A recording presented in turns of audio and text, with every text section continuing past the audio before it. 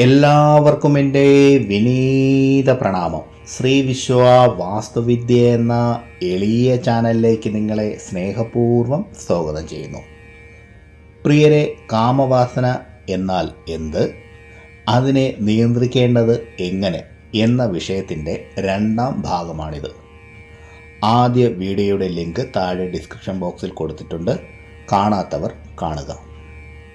കാമവാസനയെ എങ്ങനെ നമ്മുടെ നിയന്ത്രണത്തിലാക്കാം എന്ന ചോദ്യത്തിന് ഗുരുവര്യൻ പറഞ്ഞു തുടങ്ങിയ കഥ ഇതാണ്. കാമവാസന എങ്ങനെ ഉടലെടുക്കുന്നു, അത് അനിയന്ത്രിതമാകുന്നതും മോശമായി മാറുന്നതും അതുപോലെ നമ്മെ കീഴടക്കുന്നതും എങ്ങനെയെന്നും അതിനെ നിയന്ത്രണത്തിലാക്കുന്നത് എങ്ങനെയെന്നും ഈ ചെറിയ കഥയിലൂടെ മനസ്സിലാക്കാം. ശ്രദ്ധയോടെ മുഴുവനും കേൾക്കാൻ ശ്രമിക്കുക. ഗുരുവര്യൻ കഥ തുടർന്നു. കുറേ ഗ്രാമങ്ങൾ ചേരുന്ന ഒരിടത്ത് ഒരു ഗുരുകുലമുണ്ടായിരുന്നു. അവിടെയുള്ള ശിഷ്യന്മാർ അവിടുത്തെ കാര്യങ്ങളെല്ലാം നടക്കുവാനായി അടുത്തുള്ള ഗ്രാമങ്ങളിൽ ഭിക്ഷ എടുക്കുവാൻ പോകുമായിരുന്നു. അതിൽ ഒരു ശിഷ്യന് പോകേണ്ട ഗ്രാമത്തിലേക്ക് എത്താനായി ഒരു പുഴ കടക്കണമായിരുന്നു. ശിഷ്യൻ എന്നും ആ വഴിയെ തന്നെയാണ് ഭിക്ഷയ്ക്കായി പോകുന്നത്. ഒരിക്കൽ ആ ശിഷ്യൻ നദിക്കരയിൽ ഒരു മരത്തിൻ്റെ ചുവട്ടിൽ ഒളിച്ചിരുന്ന് നദിയിലേക്ക് നോക്കിയിരുന്ന ഒരു പയ്യനെ കണ്ടു. ശിഷ്യന് അത് കണ്ടപ്പോൾ കൗതുകം തോന്നി. അവൻ അവിടേക്ക് പോയി. അവിടെ എത്തി ആ പയ്യനോട് ചോദിച്ചു, എന്താണ് നീ ഇവിടെ നോക്കിയിരിക്കുന്നത് എന്ന് ചോദിച്ചു. ആ പയ്യൻ പതുക്കെ പറഞ്ഞു, നിനക്കൊന്നും കാണാൻ കഴിയുന്നില്ലേ, അങ്ങോട്ട് നോക്കൂ. ശിഷ്യൻ ആ ഭാഗത്തേക്ക് നോക്കി. അവിടെ കുറച്ച് പെൺകുട്ടികൾ കുളിക്കുന്നതും അതുപോലെ തുണി അലക്കുന്നതും കണ്ടു. ആ ശിഷ്യൻ പറഞ്ഞു, അവിടെ പെൺകുട്ടികൾ കുളിക്കുകയല്ലേ, അതിലെന്താ ഇത്ര കാണാനിരിക്കുന്നത്? ബ്രഹ്മചര്യ പാലനത്തിലൂടെ ജീവിതം നയിക്കുന്ന ആ പയ്യന് എന്ത് മനസ്സിലാകാനാണ് അല്ലേ? അപ്പോൾ ആ പയ്യൻ ശിഷ്യനോടായി പറഞ്ഞു, ഒന്ന് സൂക്ഷിച്ചു നോക്കൂ അവൾമാരുടെ സൗന്ദര്യം. അവർ കുനിയുമ്പോൾ കാണുന്ന ദൃശ്യം നീ ഒന്ന് കണ്ടു നോക്ക്.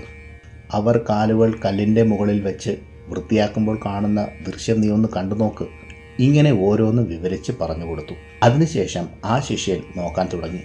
അപ്പോൾ ആ പയ്യൻ പതുക്കെ അവനോട് പറഞ്ഞു, നീ ഇങ്ങനെ നിന്നും നോക്കാതെ ഇങ്ങനെ മറഞ്ഞു നിന്ന് നോക്കൂ, അല്ലെങ്കിൽ അവർക്ക് സംശയമുണ്ടാകും എന്നുകൂടി പറഞ്ഞു.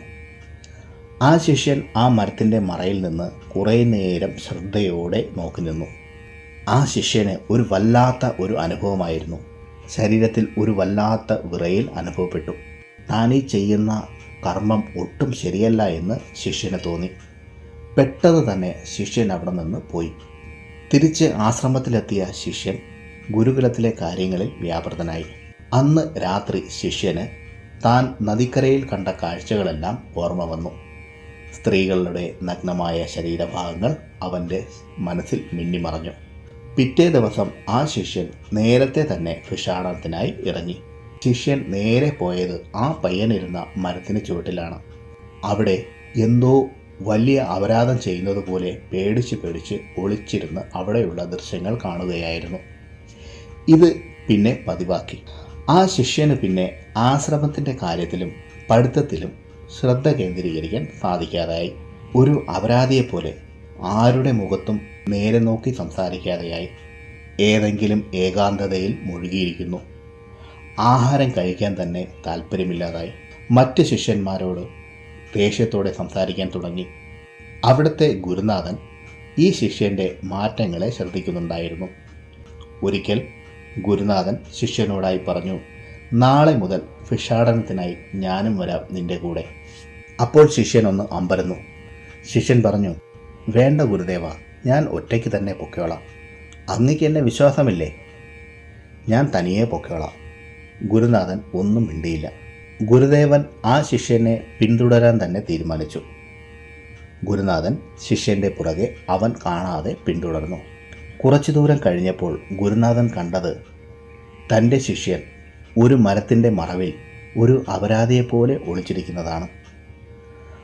ഗുരുവും അവിടേക്ക് പോയി. എന്താണ് ശിഷ്യൻ അവിടെ ഇരുന്ന് കാണുന്നതെന്നറിയാൻ ഗുരുദേവന് കാര്യം മനസ്സിലായി. ഗുരുനാഥൻ പുറകിൽ ഉണ്ടെന്ന കാര്യം അവൻ അറിഞ്ഞതേയില്ല. ഗുരുനാഥൻ പതിയെ ശിഷ്യനോടായി ചോദിച്ചു, നീ ഇവിടെ എന്തു ചെയ്യുകയാണ്? ആ സ്ത്രീകളിൽ നിന്ന് ഭിക്ഷയാചിക്കാൻ വന്നതാണോ? ഗുരുവിൻ്റെ ശബ്ദം കേട്ടതും ആ ശിഷ്യൻ നടുങ്ങിപ്പോയി. അവൻ വല്ലാതെ വിറയ്ക്കാനും വിയർക്കാനും തുടങ്ങി.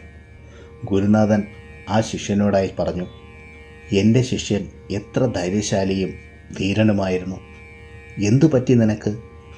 ഒരു മോഷ്ടാവോ കൊലപാതകയോ പിടിക്കപ്പെട്ടാൽ എങ്ങനെ ഉണ്ടാകും, അതുപോലെ എൻ്റെ മുന്നിൽ നീ നിൽക്കുകയാണല്ലോ. എന്തു പറ്റി നിനക്ക്? ഗുരുനാഥൻ്റെ ചോദ്യം കേട്ട് വിറയലോടെ കരഞ്ഞുകൊണ്ട് പറഞ്ഞു, ക്ഷമിക്കണം ഗുരുനാഥ, ആ പയ്യൻ എന്നെ പ്രലോഭിപ്പിച്ചു. താങ്കൾക്ക് ഞാൻ വാക്ക് തരുന്നു, എൻ്റെ മനസ്സിനെ ഞാൻ തന്നെ ഇനി നിയന്ത്രിച്ചോളാം. ഇനി ഒരിക്കലും എന്നിൽ നിന്ന് ഇങ്ങനെ ഉണ്ടാവില്ല. ഗുരുനാഥൻ പറഞ്ഞു, ശരി, സാരമില്ല. ഒരു കാര്യം നീ പഠിച്ചല്ലോ, നമ്മൾ ഏത് തരത്തിലുള്ള ആളുകളോടാണ് ഇടപഴകുന്നത്, ആ ആളുകളുടെ ഗുണങ്ങൾ നമ്മളിലും വന്നു ചേരാറുണ്ട്. ഇനി മുതൽ ഇക്കാര്യം നീ ഒന്ന് ശ്രദ്ധിക്കുക. അതിനുശേഷം ഗുരുവും ശിഷ്യനും തിരിച്ച് ആശ്രമത്തിലെത്തി.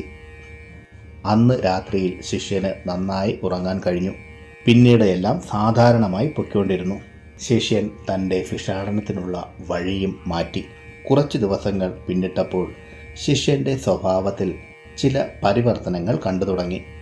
ഏത് കാര്യത്തിനും ദേഷ്യപ്പെടുന്നു, പെട്ടെന്ന് കരച്ചിൽ വരിക, മറ്റു ശിഷ്യന്മാരെ പറ്റി പരാതികൾ പറയുക, സഹപാഠികളോട് മോശമായി സംസാരിക്കുക, തർക്കിക്കുക, തല്ലുണ്ടാക്കുക, ഇങ്ങനെയുള്ള സ്വഭാവം കൂടിക്കൂടി വന്നു.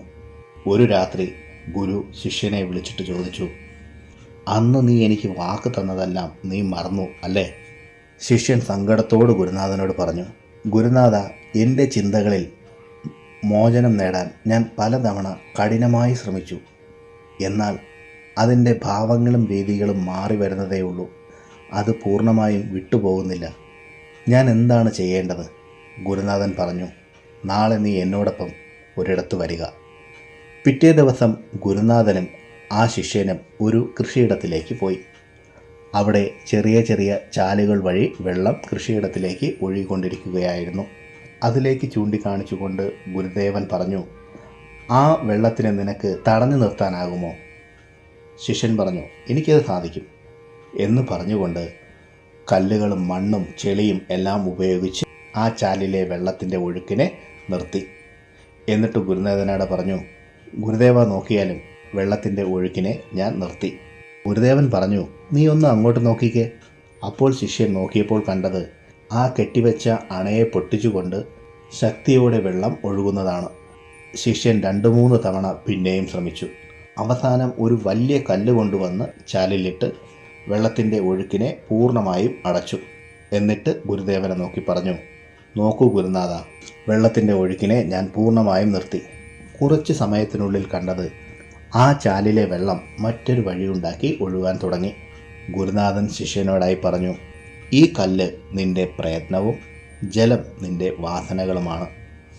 നീ എത്ര ശ്രമിക്കുന്നുവോ അത് ഒരു രീതിയിലല്ലെങ്കിൽ മറ്റൊരു വഴിയിലൂടെ ഒഴുകിക്കൊണ്ടിരിക്കും. കാമവാസനയെ നിർബന്ധപൂർവം തടഞ്ഞു വയ്ക്കാൻ ശ്രമിച്ചാൽ അത് മറ്റൊരു ഭാവത്തിലായി മാറിവരും. ശിഷ്യൻ ഗുരുദേവനോടായി ചോദിച്ചു, അപ്പോൾ നാം എന്താണ് ചെയ്യേണ്ടത്? എന്താണ് ഇതിൻ്റെ മാർഗം? ശിഷ്യൻ്റെ വാക്കുകൾ കേട്ട ഗുരുനാഥൻ ശിഷ്യനെയും കൊണ്ട് ഒരു നദിക്കരയിലേക്ക് പോയി.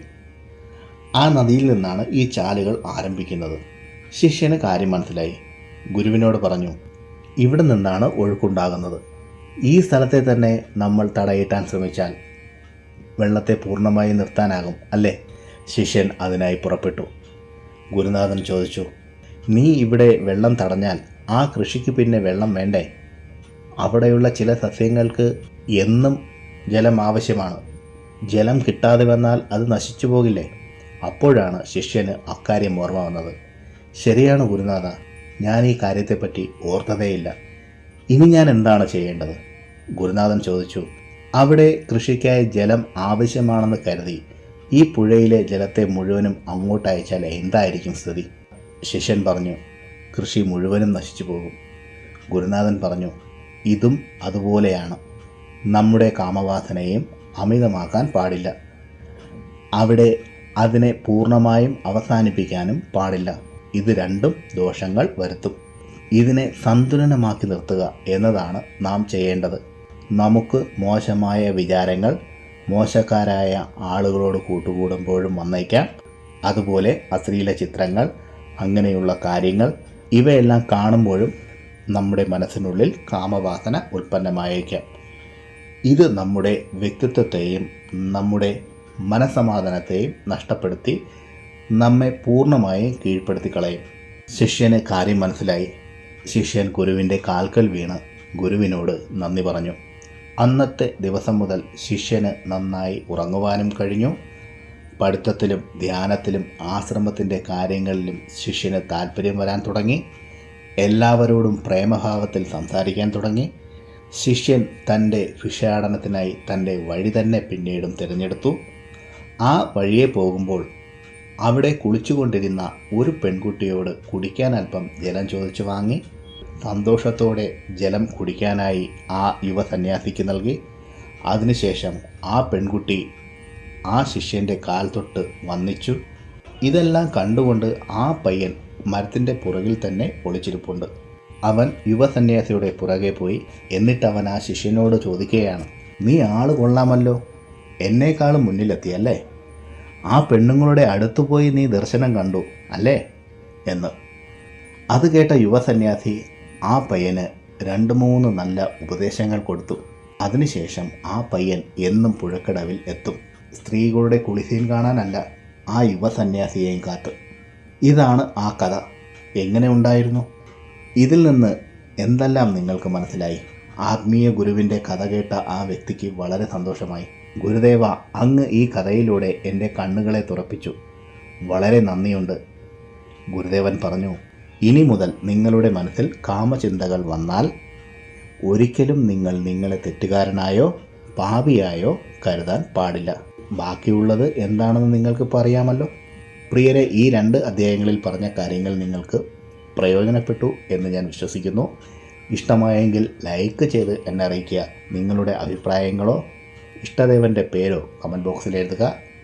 മറ്റുള്ളവർക്ക് പ്രയോജനപ്പെടുന്ന രീതിയിൽ എന്തെങ്കിലും ഉണ്ടെങ്കിൽ ഷെയർ ചെയ്യാനും ഈ ചാനലിലെ പഴയ വീഡിയോകളും കാണാൻ ശ്രമിക്കുക. പിന്നെ ഞാൻ എപ്പോഴും പറയുന്നത് പോലെ സത്യസന്ധമായ യഥാർത്ഥ വാസ്തുവിദ്യ രഹസ്യങ്ങളും സനാതന ധർമ്മത്തിലെ സാധന, ഉപാസന, മന്ത്രരഹസ്യങ്ങളും ഹസ്തരേഖ വിജ്ഞാനവും സാമുദ്രിക ശാസ്ത്ര രഹസ്യങ്ങളും അറിയാനായി നിങ്ങൾ ഈ ചാനൽ സബ്സ്ക്രൈബ് ചെയ്യുക.